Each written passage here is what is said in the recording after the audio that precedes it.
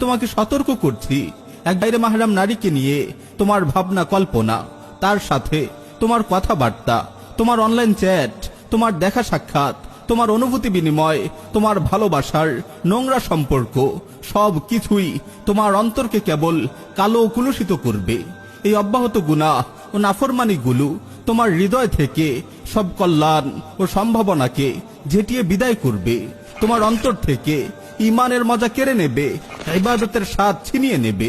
তোমার হৃদয়ে মুনাফিকের চাষ করবে, তোমাকে তোমার দয়াময় রবের রহমত থেকে বহু দূর নিয়ে যাবে।